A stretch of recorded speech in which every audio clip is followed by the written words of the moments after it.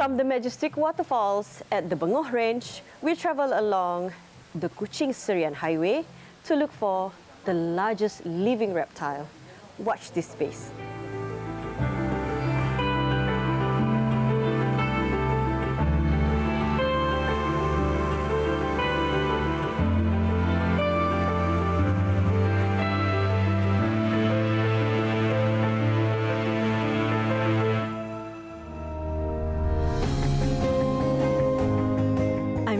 Shairi, actor, dreamer, traveler on a journey to explore my native land. This is my story.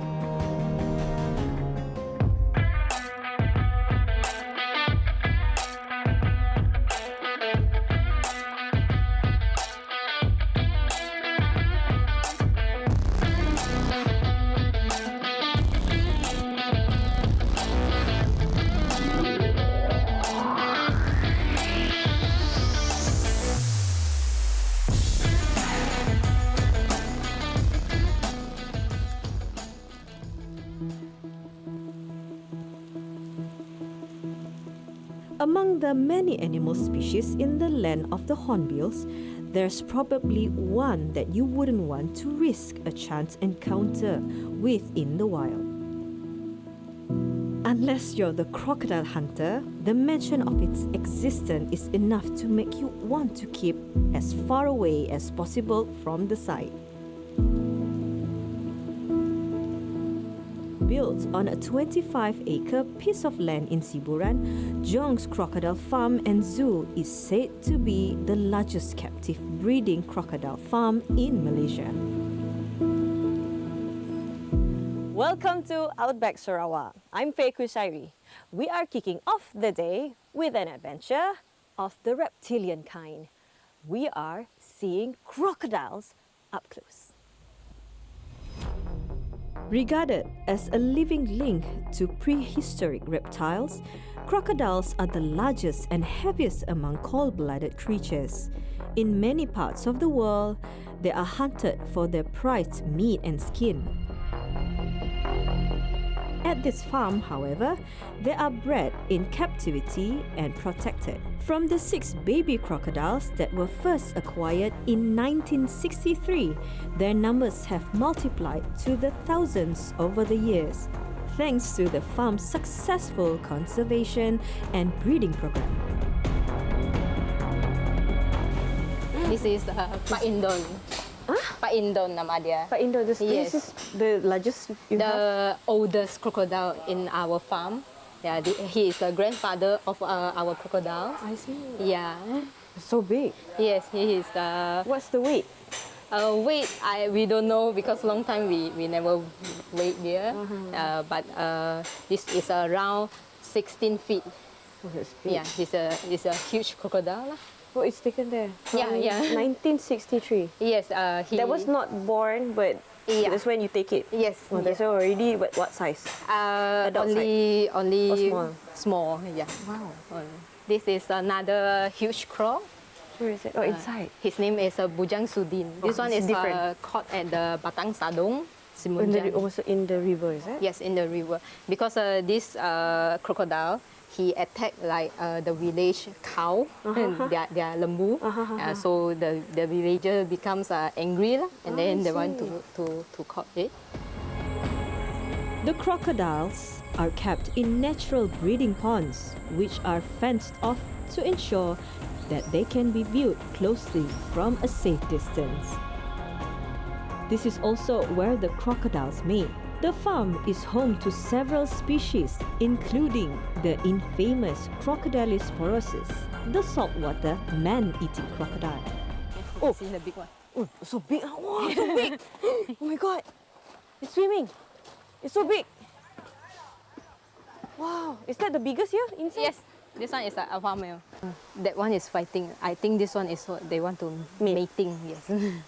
How do you know if it's female or male? The male one is apparently larger, bigger, muscular. You see the female is slimmer, like that one. This one is slimmer. That one also, is it? And then the other side is all muscular. Oh, so big.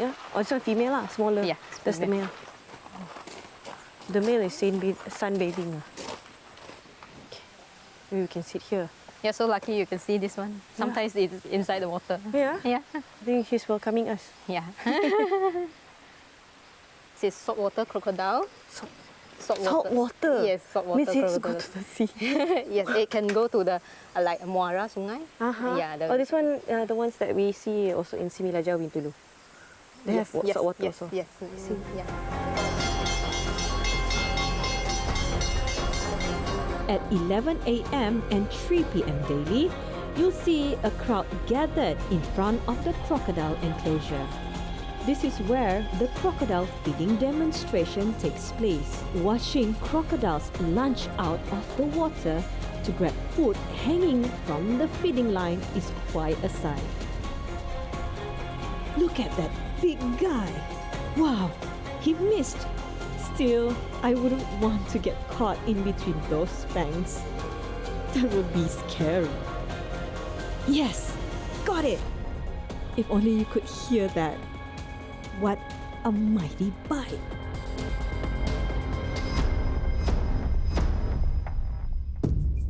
Set against a backdrop of lush greenery, Jong's Crocodile Farm and Zoo is home to various kinds of wildlife, including some rare species of birds that's native to Borneo.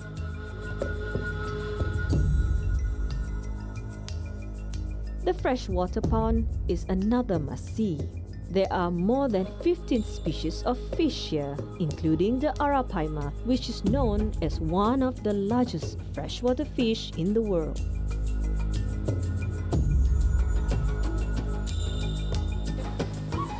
So what we are looking now is the patins, Yes, right? patin so fish. where is the arapaima? The arapaima fish is actually inside the pond. Oh, they don't come out? They depends on the weather also. Sometimes like it's quite hot today, so they don't want to come out. Oh. Yeah, and I also like if it's too cold, they don't want to come out also. But sometimes if you sit at the pondok there and then you are watching on the pond and then sometimes you can see the arapaima is like the dolphin. You can see the back. Yeah, and it's very beautiful.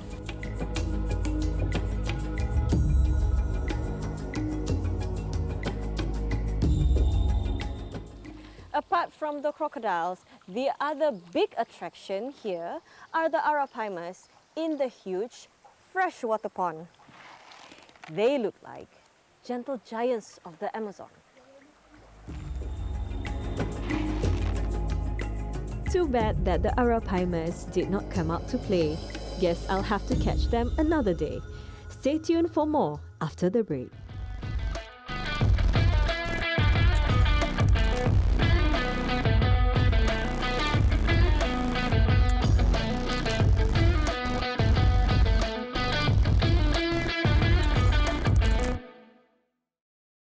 Welcome back to Outback Sarawak. From the crocodile farm, we moved on to Serian town, which is famous for its durians. It was a smooth drive to the Serian Durian Piazza. Anyway, you can't miss it, as that's where you'll find one of the town's landmarks, a 4-meter tall silver durian sculpture. The Roxy Hotel Serian is directly opposite, and this is where I check in. Since Serian is considered a southern gateway, it makes perfect sense that we should stop to get some rest before resuming our journey. Situated on Jalan Bunga Malo, the Roxy Hotel Serian is often favoured for its central location.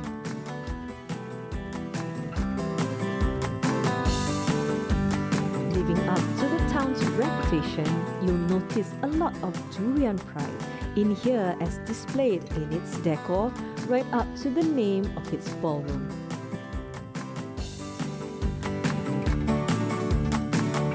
The hotel offers a host of deluxe rooms ranging from the deluxe king, queen, twin, triple, and double queen rooms.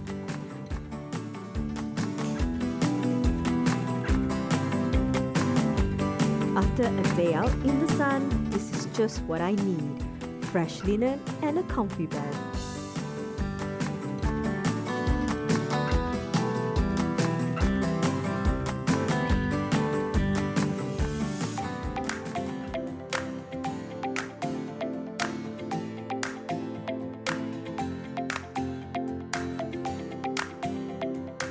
Good morning from Serian. It's a nice day to explore the town. But first, a picture at the iconic durian sculpture. This town has its highlights, and one of its latest attractions is the Serian Durian Piazza. The town has grown tremendously, what with the new flyover. Hence, it will be interesting to see what happens here once the Pan-Borneo Highway is complete. From a quiet town, Serian could possibly turn into a buzzing hub in the very near future.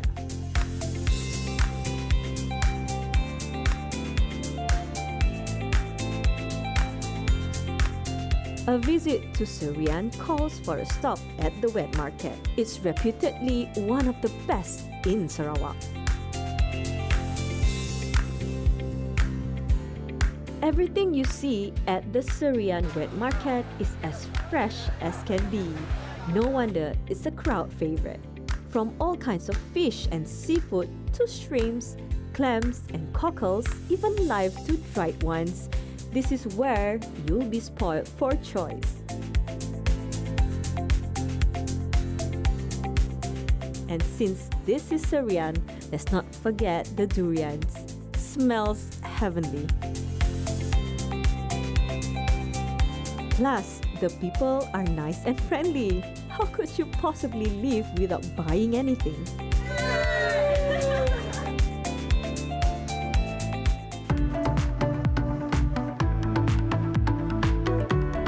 After grabbing some goodies to go, it was time to head for a rather famous attraction located some 5 kilometers away from Serian town. I've been meaning to check out what this place has to offer, more so since I have developed an affinity with nature.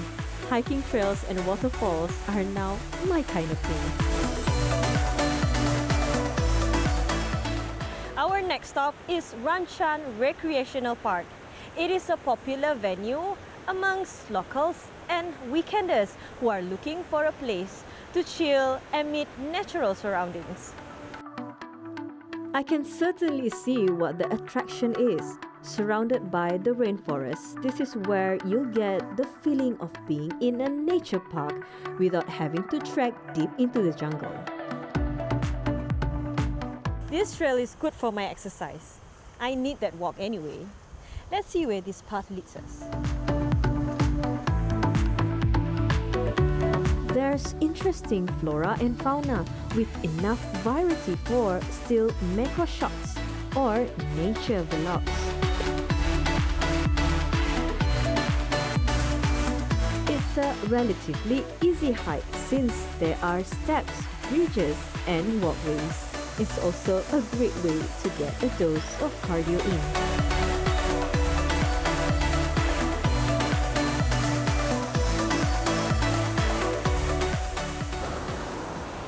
The Ranchan waterfalls flows in multiple cascades over the rocks. It's a steady, gentle fall compared to some of the others that I've seen in the rainforest. The waterfalls are no doubt the main attraction in Ranchan, coupled with its natural pools and rocky riverbeds.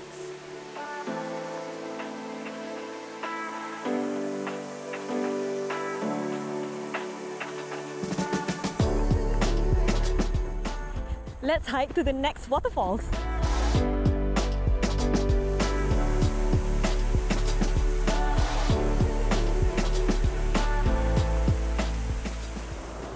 In the nature park, you will find several water pools. It's easy to access as there are usually steps or a path that leads to the pool area. The cool water flows from the mountain stream, perfect for a dip. The water that flows originate from the stream that runs over the mountain ridge along the Sadong River. If you walk further along the pathway by the stream, it will take you to the source of the waterfalls.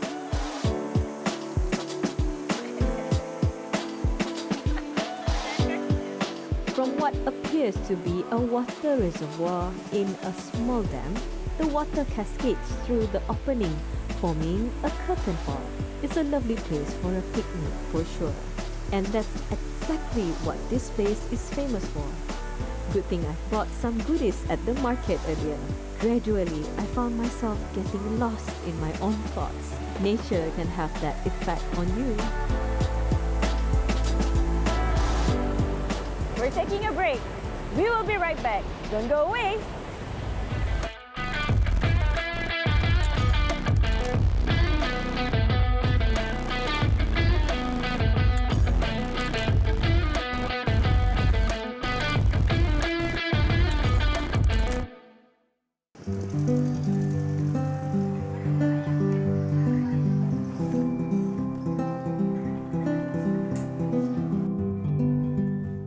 Welcome back to Outback Sarawak.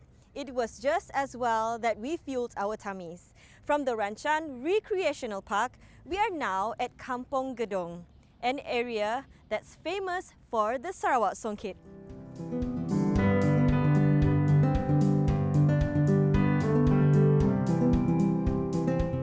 Songket is the Malay hand-woven fabric that's made with intricate gold or silver patterns. In the old days, wearing the songket denotes nobility, and among the Malay women in Sarawak, it is worn with a keringkam or scarf.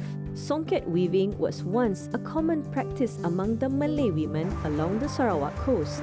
Today, the number of skillful songket weavers have dwindled. Fortunately, you can still find some local artisans at the Seri Gedong Songket Weaving Centre who still practice this art form. Apa beza songket Sarawak dengan songket lain? Nya ada beza pun bahagian ya, tapi ada bahagian teknik untuk membuat motifnya, pembahagian benangnya ada berlainan sedikit daripada negeri lain. Though songket designs have evolved, the patterns have continued to reflect elements of the Malay heritage and culture.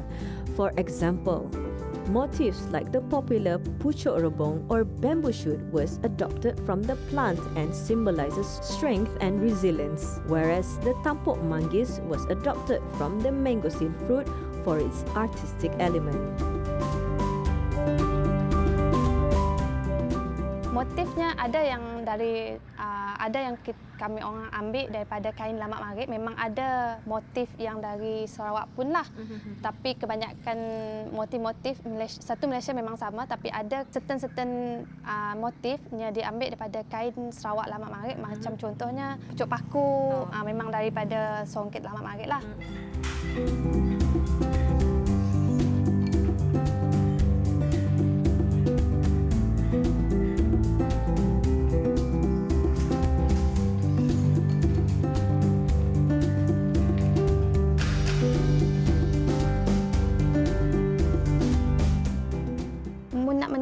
Perlu melalui 10 proses, antaranya mewarna benang, menerai, menganik, menggolong, lepasnya menghubung, lepas last proses ialah menenun. Jadi dia akan dipolah sampai habis kainnya. The intricacies that go into producing each songket piece will eventually determine its price. Sebelum nak menganik, kita perlu kira berapa banyak benang yang perlu dianik. Macam 18 inci darab dengan 40 gigi jentera. Jadi maksudnya 40 urat benang yang akan ditarik sekali.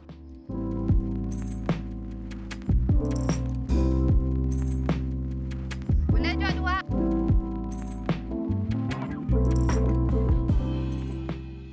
Jadi proses nak kita polah tarik-tarik benangnya tadi apa? Ya, proses menggolong. Proses menggolong tu yang akan dipolah lepas proses menganik. Nya akan dimasukkan anak kayu dengan kayu belidak. Lepasnya akan dilebarkan mengikut saiz yang dimahu kita. Lepasnya digolong di dalam papan. Nya nang panjang kah? Nya ikut berapa gig kain kita nak polah. Dalam sigit losengnya berapa gig kain kita nak polah. Nya kami akan berapa contohnya ada 2 gig kain kami orang nak polakan. Jadi kami orang akan menganik 7 meter. Jadi 7 meter lah yang akan digolong.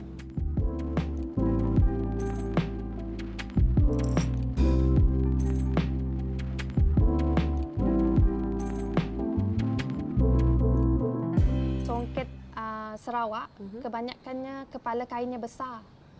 Sepanjang 18 inci ke 20 inci.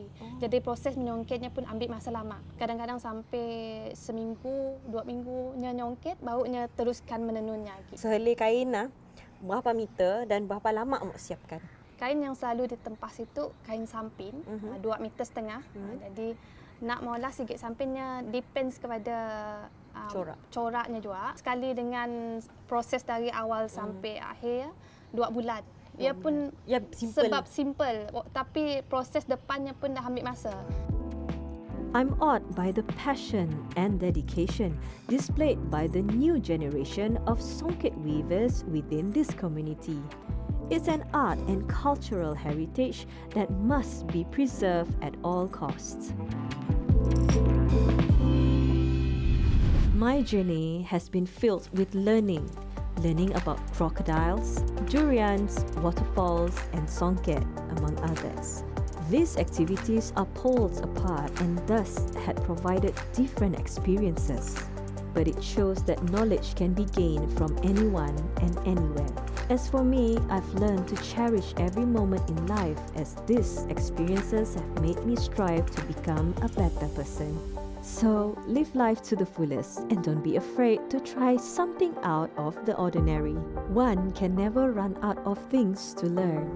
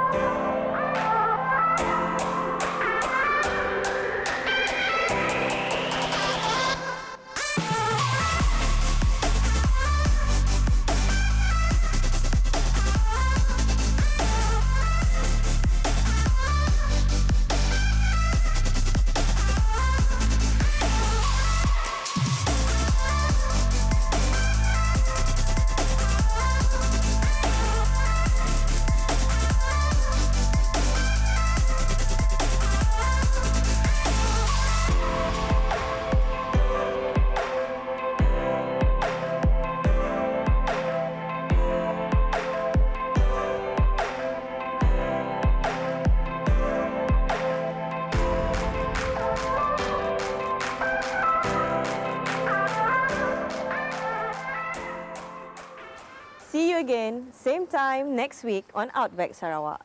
Till then,